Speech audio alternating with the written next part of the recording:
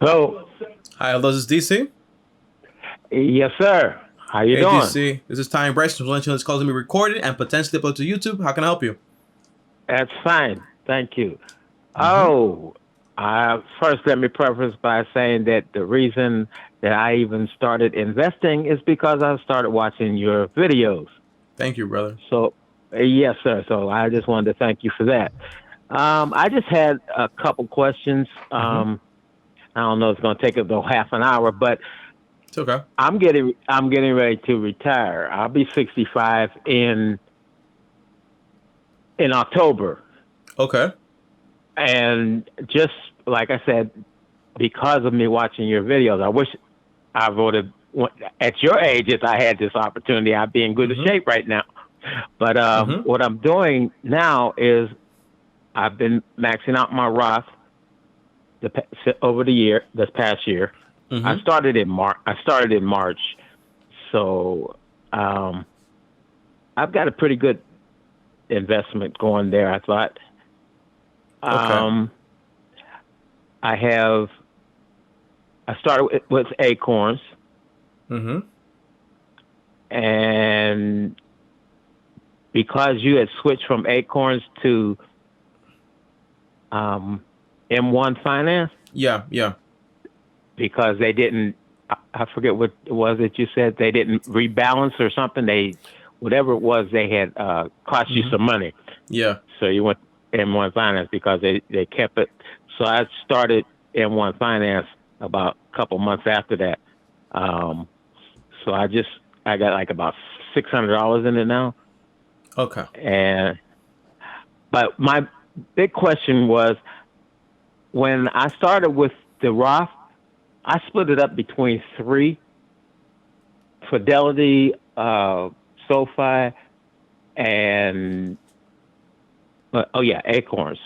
Now I was Mm-hmm. wondering, should I put that all together or just leave it as three? Okay. All right. So the first question is, Tommy, I've been splitting my Roth IRA basically into three accounts, three brokerage accounts: Fidelity, SoFi, and also Acorns. The idea Correct. is, what are you investing into with those accounts? Is it the same investments or is it different investments? Obviously, with Acorns, you have no control, so it's whatever they're kind of like giving you. With SoFi, you get to Right. pick them, and Fidelity, you're picking your investments also, right? Yes. So, what are you investing into with Fidelity and SoFi? With Fidelity and SoFi, I have three with Fidelity. It's the small cap, Mm-hmm. small cap, large cap, and the was it the full market? I can't remember what the Okay. name So, of it. probably small cap, large cap is probably like the U.S. market you're talking about. Probably the international Right. market also, Correct. and the emerging market maybe. Emerging market. That's the one I was looking for. Correct. Okay. Now you're doing this also with SoFi, Fidelity, and also a little bit with Acorns, right? The same thing in a way. Yes. Yes. Pretty much so. Yeah. All right. So here's a problem with that, right? The good thing is that you're investing, so you at least you're doing something. But the bad thing is basically when it comes to investing, there are three main things you want to take a look at, right? The first thing is going to be dollar cost average.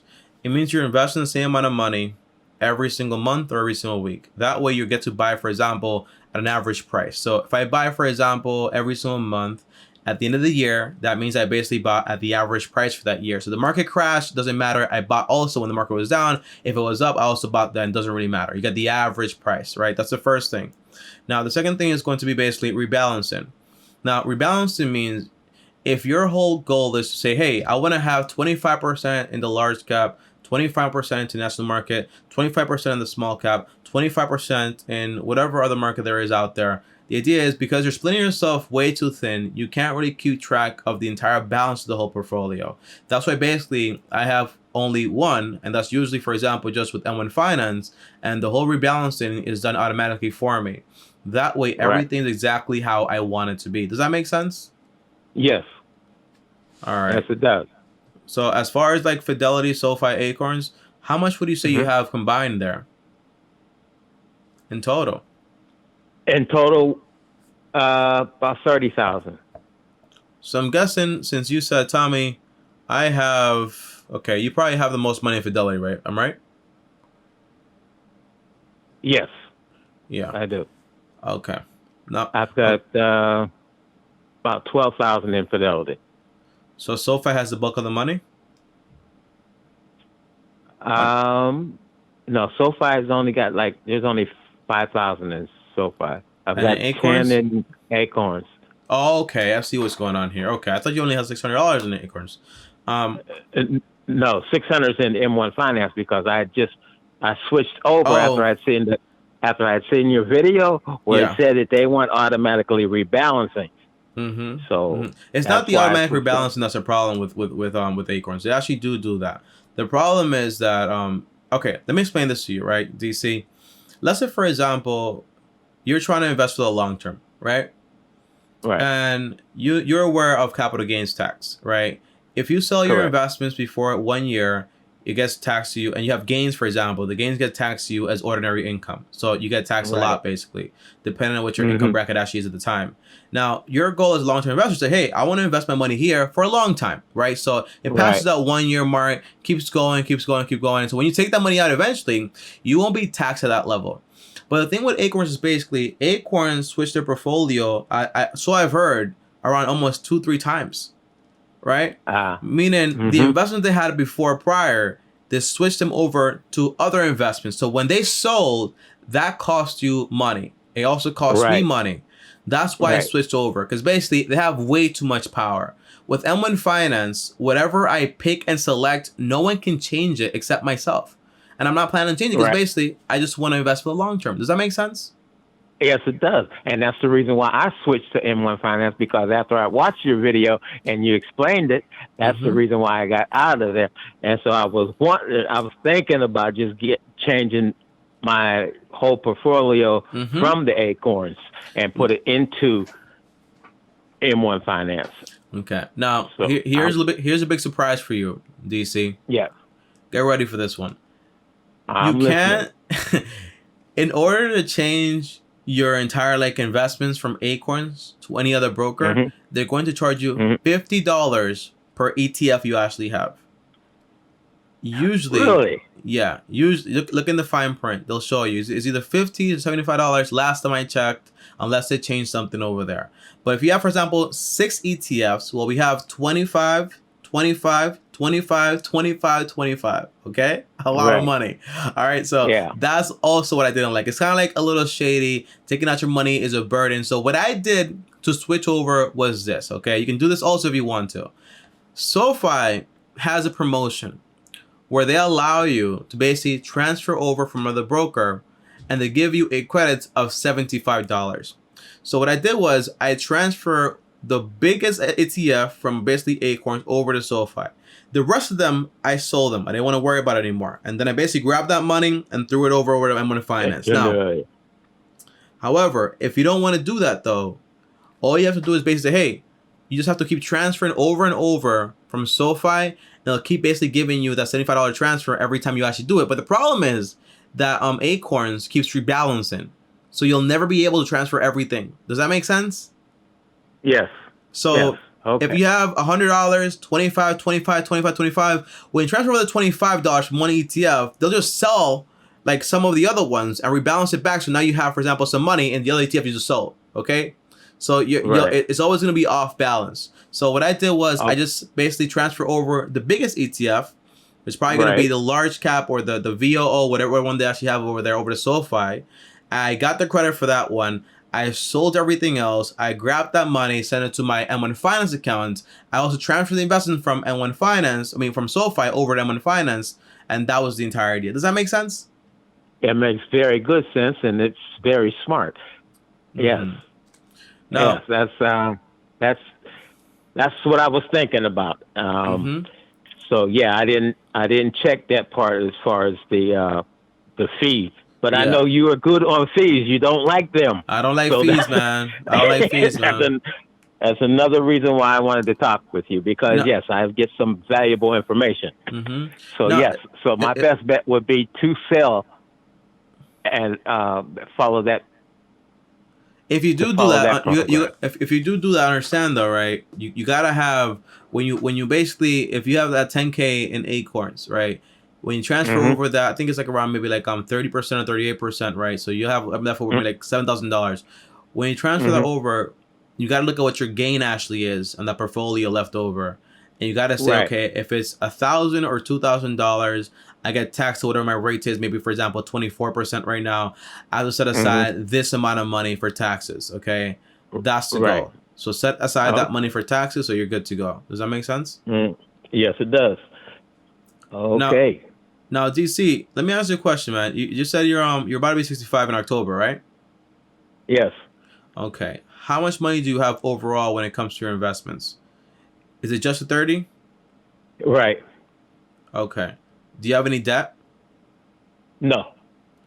Okay. Do you own a home? Well, other than my mortgage. Yes, Okay. my Okay. mortgage. Okay. How much do you But own that home? that's minimum. I think like 20,000 on it. That's about it. Okay. $20,000 and you're about to retire. Yeah, Okay. Do you have an emergency account? I do. How much do you have in there? Uh, 3 5 months. months? Five. Awesome. 5.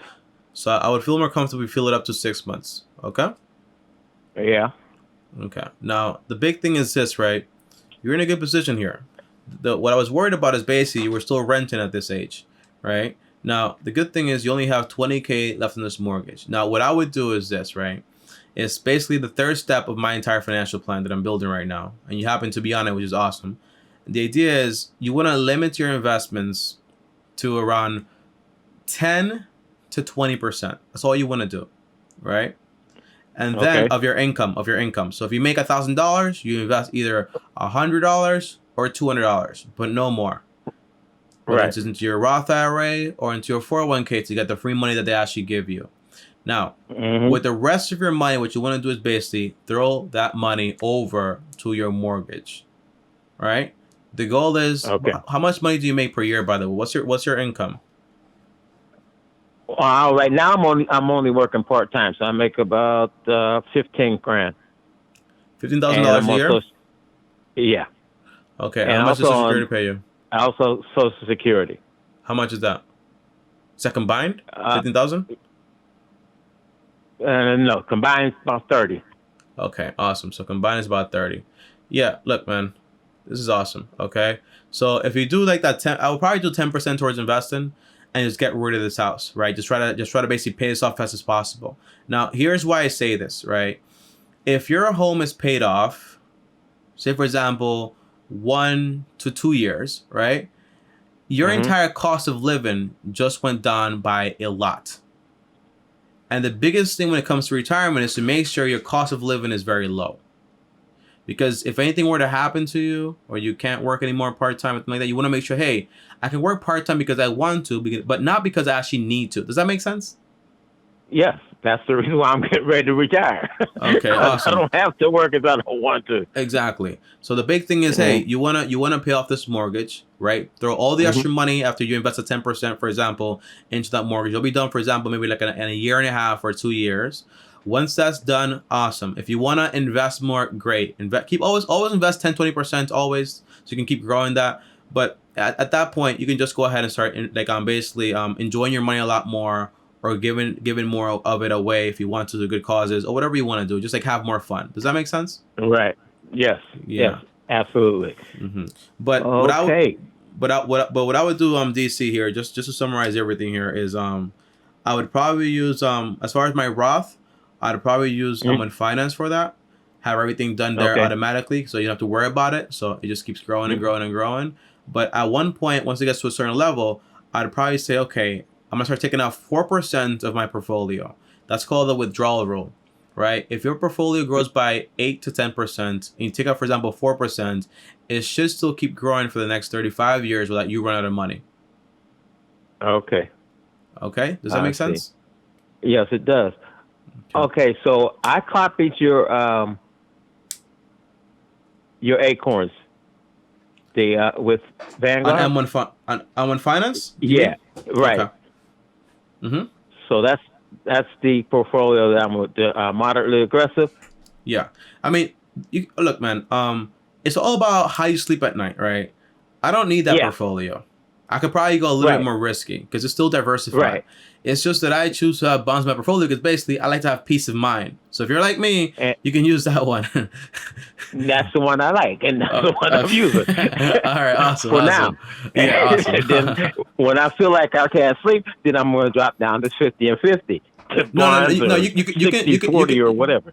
You can do that. You can do that 80-20. You'll be fine with that one, right? Because the goal is when the market drops, you're still investing at 10. Again, you have to worry about the market when basically you have very high expenses. In this case, you don't. Once this mortgage is paid off, you just keep investing. Because either way, Social Security should basically help cover basically your cost of living, right? Right. And then with the extra money you make, that's all basically extra money for you to invest. And once you're investing it to a certain point or certain level, you can say, hey, all right, I'm 70 now or I'm 75 now, and I have X amount of money in my whole like investment account. I want to take out, for example, 4% every single year. All right. I want to enjoy this money a lot more. I want to have more fun with my money. I want to buy me a nice car because you've been working hard, man. It's been a long time coming. You know what I mean? Okay. I understand. Mm-hmm. Very good. One thing is, DC, when you're as frugal as you are, the big problem is spending your money. That's where things kind of like have a problem. Yeah, you know what I mean? So you got to learn to let them hands go, you know what I mean? Like enjoy yourself a little bit more. Okay? Once you reach the finish line. Right. Yeah. Yeah, so yes, I'm pretty frugal, you're right. Yeah. But I mean, when I was younger, I did most of the things that I wanted to do, so I really don't have a whole lot of vices anymore. So, hey, I just got money and I need to do something with it to help, like you said, let the money work for me. So yeah, that's exactly. what I was. Exactly. So that was great. And if you want to, for example, having fun might be for you, might be like, hey, I want to maybe buy a new car. Or I want to maybe, like, whatever you want to do. Like, you know, the fun is a personal thing. You know, for me, it's like buying computer parts and going on Amazon and buying things I don't need, you know, with my fun money, you know. There you go. Yeah. Yeah. So it's all about what you want to do, you know. Right. Well, I understand that. That's a good thing, too. And it's nice to be able to do that. Yeah. So, yeah. And it's a privilege. You know, you earned that. It is. Okay. So you suggest that I just put everything into N1 Finance as far as my Roth is concerned. So my Roth is going to run out when I run out of retirement, right? I can no longer invest in the Roth. That's you can keep doing it. I think our Roth doesn't have a mandatory like distribution. You don't have to take money out. Your 401k does at 72 though. At 72 you have to start taking money out ASAP. With the Roth you can just keep investing if you want to, I think. I know for sure you don't have to take the money out. But if you're not working, are you able to? Oh, no. If you're not working, of course not. No. Yeah, that's what I was saying. Yeah. Oh, yeah. Okay, so I have to. What are you? What? Let me ask you a question here. What are you planning to do after retirement? Well, I'm a chef, so I do private catering as well. So I may do that, and I may not. It all depends on how I feel. I like that. The past 2 years or so, I do private catering. I do maybe 1 or 2 a month, and you know that would keep me going. So what else would you do? Pardon? What else are you gonna do? What else am I gonna do? I don't know. Maybe take up golf or something. Who knows? I have no idea. Maybe just sit on my couch and watch my money grow. I asked you that because you know a lot of people die after retirement. You know, it's a real thing. It's a real thing. I don't plan on dying after retirement. I don't want you to. You know, the big thing I think the big proponent is having something to do and look forward to every single day. That's right. That couch is gonna get boring eventually. Yeah. I'll find something to do. I'm sure. Yeah. And whether that's working at a little restaurants and saying like I work here because I want to. I'll fire myself. You know what I mean? Whatever you want to do, but just keeping yourself busy. Oh yeah. I'm definitely gonna find something to keep myself busy. That's for sure. Yeah. But, I like that, man. But I think like I said, my catering it'll keep me busy enough. So basically that's it. All right, brother. Any more questions? No, not at this time. Okay, I was awesome. just. And by the way, these calls are not like a one-time thing. So if at any moment you're like, oh, Tommy, I've reached this milestone or I need more help with whatever it is, you can always just get on the Mhm. call and I'll give you a call, okay? I appreciate that. Thank you Uh, so much. all right, thanks, DC. Have a good day and have fun. You too. Thank you. Bye bye. All right, peace out. Guys, one of my favorite things ever is talking to people that are a lot older than me. Because by the way, all of my friends, all of my mentors, they're old people. Warren is like in his 90s, okay? All of my mentors, people I look up to, they're either very old or not even alive anymore, So my advice is always going to be this, okay? One of the biggest things is going to be making sure that in the future, you have very low expenses. You do that by basically paying off that house. Imagine, for example, it would have been a problem if all you had was $40,000, right? 15K of security and basically a rent payment like crazy, right? But at this case, the big thing is, hey, Tommy, guess what? My mortgage is about to be paid off in like a year or two. Just keep working, pay that off. I'm still investing money, great, right? But that's the cool thing here. Once that mortgage is paid off, you're good to go. You don't have to worry about anything, That's the big proponent here. I'm so proud of DC, man. And it's awesome that my videos can go ahead and help anyone, And I want to say something, guys, a formal apology here, I'm so sorry about Acorns. Do I control the company? The answer is no, obviously, but it kind of sucks that they kind of switched up like that. And by the way, Acorns is an amazing platform if you just want to give up every single ounce of control that you actually have. The main thing is that I would like them to be more consistent with what they actually said. It's the whole thing is like Acorns is an oak tree, so you're supposed to be holding on forever or whatever it is. Just stop switching things around. You know what I mean? Just keep whatever we have. I like that a lot better. I'll see you guys next time. Thanks for watching. As always, if you guys want to join me on this call next time, well, join me on the calls. Link down below. All calls are free. You can start them from Monday to Friday. I'll give you a call for 30 minutes or 10 minutes or 5 minutes or 3 minutes. I don't really care. If I can help you, I'll help you. Also, like, subscribe, hit the bell so you're notified. That's the only way I know you like these videos, and I'll keep making more and more and more of these videos. On top of that, follow me on other channels. Links down below where I post there every single day. Also, I post 3 times a day on every single channel that I actually have, okay? Well, not 3 times on each channel, but 1 equals 3, okay? Also, follow me on Instagram, Bryson. Thanks for watching, guys, and as always, peace.